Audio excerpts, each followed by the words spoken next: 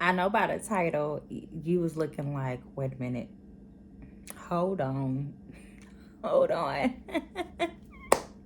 But welcome, welcome, welcome. It's your girl, Sincerely Solana, and I gotta share something with y'all. Because look, everybody is having a time right now, everybody's having a moment. There's mountains all over the place, okay? So before we stumble and trip up and fall and make other things just collapse, let's take a breather. Let's just be grateful and thankful we made it to this point of the day, okay? Because today has been a day, all right? A day that a lot of us will not get back, okay? None of us will get today back. What am I saying? Like, once it's past, it's past.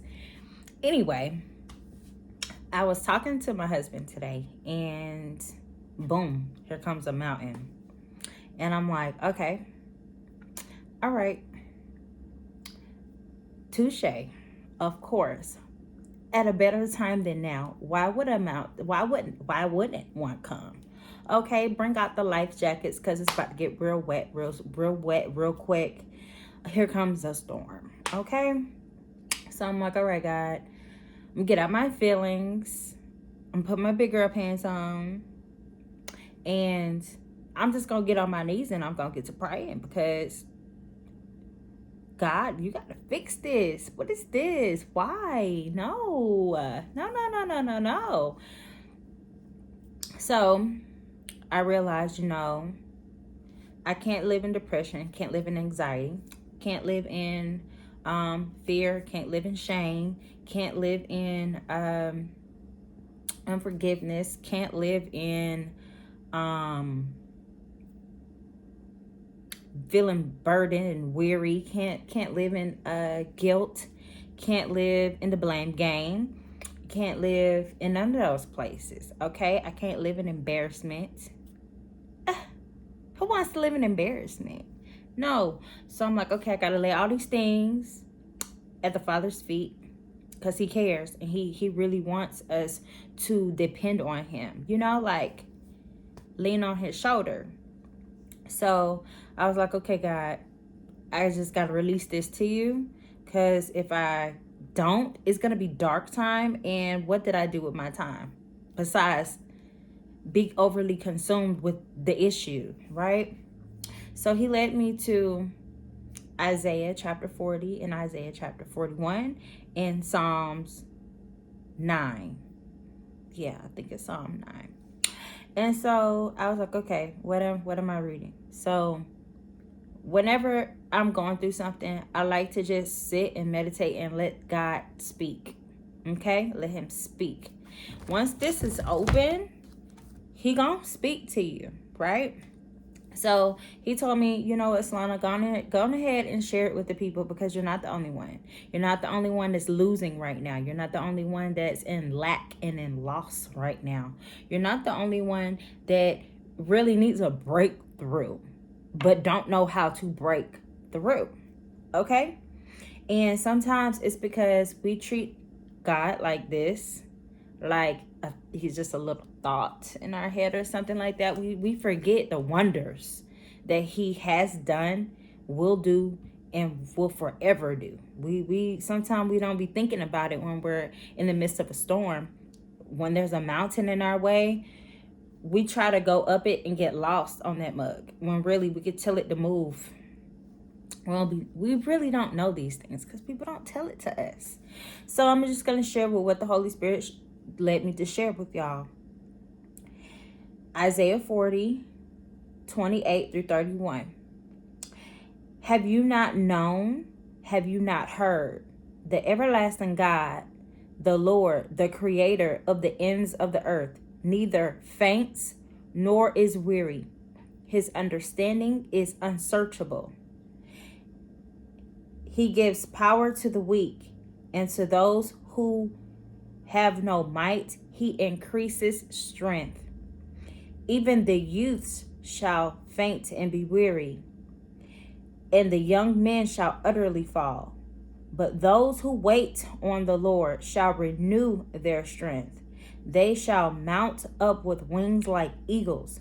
They shall run and not be weary. They shall walk and not faint. Okay? Like, y'all,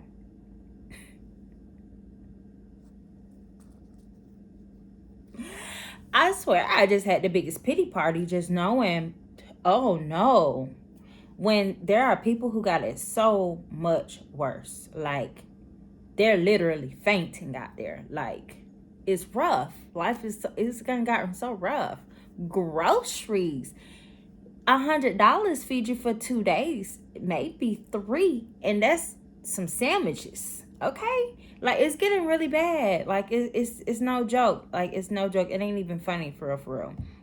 And then he shared with me 41:10, Isaiah still.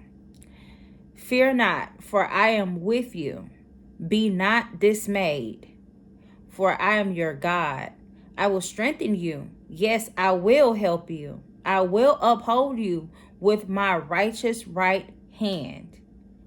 And I said, okay, God, for the people in the back that don't believe that, it's just words. It just sounds good. It feel good for the moment of comfort. How do we get to that? And why does it feel so far-fetched for those to really be like, okay, he is with me? Because sometimes we have to realize a lot of the stuff that happens to us when we are outside the will of God. Let's be real clear. Let's be real honest, okay? Yes, he's going to wipe them tears. Yes, he's going to give you joy. Yes, he's going to help you in your circumstances and in your situations and all those great things. But we have to realize it's not always about running to him in the time of trouble, okay? Because when he fixes this situation, be like, thank you, deuces, right? And we got to get to a place where that's not our habit, becoming habitually like that, because it becomes habit, you know. And then I was like, okay, I know when I come to prayer, I just gotta come right, you know. But a lot of it comes with repentance, y'all. Like, you know, if he fixes the situation for you, which he will, and he can, and he wants to, do you change or you remain the same to get the same old results, to go back the same mountain, to go through the same storm, you know? And I'm like, okay, God, we gotta do better. You know, we're going to do better. Cause y'all, I was on my face. I'm crying. Okay, I'm crying. I smiled, but a lot of us smile to keep from crying. But it's okay to cry. It is okay to cry. Okay, so he gave me Psalms 35. Psalms 30 verse 5. And I did say 9:9, and it's not 9:9, it's 35. For his anger is but for a moment, his favor is for life. Weeping may endure for a night, but joy comes in the morning. So, with all that I'm giving y'all, what I'm really saying is it's gonna be rough. It's gonna be hard. It ain't always gonna be rainbows and butterflies and sprinkles on top of a cake, okay? But when you give it all to the Lord, when you surrender, because that's what it really be coming down to. You know, we want him to fix it, he fixes it, but we have not surrendered to him for real. And we got to get to a place of understanding that's not how this works. That's why we fail over and over and over again. Be 50, 60, 70 years old, still calling on him for some help, when really we should be teaching. Well, we should be been done gotten taught by those people, but I mean, they still learning too. You get me? So, you know, we really just got to take it with a grain of salt, that just because you see success somewhere, or, you know, people living great somewhere, everyone gets at a crossroads where they're like, why is this big mountain here? Somebody throw me a life jacket, because here comes the storm. Okay? I really want to encourage you all to stay uplifted in the Lord, okay? Spend more time with the Lord. Allow him to be Lord. Allow him to be Lord. And, in my weariness, I'm like, okay, God, how am I supposed to keep going? How am I supposed to keep going? And, it's right there. It's right there. You know how you have an open book test? How can you fail an open book test? Answer is right here. It's right there. It's right there. But those who wait on the Lord. If you wait on the Lord, you just gotta wait on the Lord. And I believe the waiting on the Lord part comes when after you've done your part. Because you have to get to a place of accountability. You get what I'm saying? Like, for the money issues peoples, myself too. Me waiting on the Lord, faith without works is dead, okay? So me waiting on him is not him just, I'm waiting for him to give me the money. No, I still have to be diligent with what I do have already. I got to show him that when you do give it to me, I done learn how to do better with it. I done learned something. I learned my lesson, okay? And I think a lot of us, we get to complacency, entitlement. And it doesn't work that way. We really, truly have to surrender it and be like, okay, I let go. I let go. I know he will not leave me nor forsake me. I know that. And he said, do not be discouraged because he's our God. He's with us. So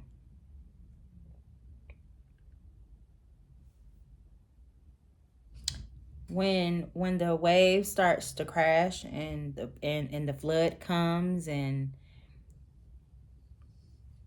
the clouds get dark, you can't be you shouldn't be afraid. You shouldn't be scared for what's coming ahead. You shouldn't be scared. You're not alone. Again, there's so many people that's going through this stuff right now. We're not alone. It's more of us going through some stuff than it is people that's not going through some stuff. And let's be clear, people that it look like they're not going through some stuff, yes, they are. It just don't look like yours.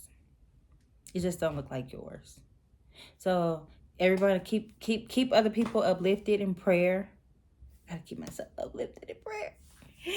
And yes, like y'all, we can overcome these obstacles. A lot of these things that we go through are self-inflicted, self-induced. Like we done it. Hey, we did it. The stove is hot. You keep touching it. We gotta learn. You live and you learn. But I believe I'll be all right. My husband will be all right. Our family will be all right. It's just sincerity that we have to really take what we have not for granted. Because you never know what happens. A blink of an eye, things fall apart, things die, things get snatched. They're things. They're just things. They're things. They're all things. But I really hope you all have a good day. The end of the day. Because, again, I wasted the whole day with this issue. But, yes, I hope y'all have a good evening. I'm on nap time right now. So, I'm going to stay right here until baby wakes up. Stay right here. Stay right here. Y'all take care. Bye.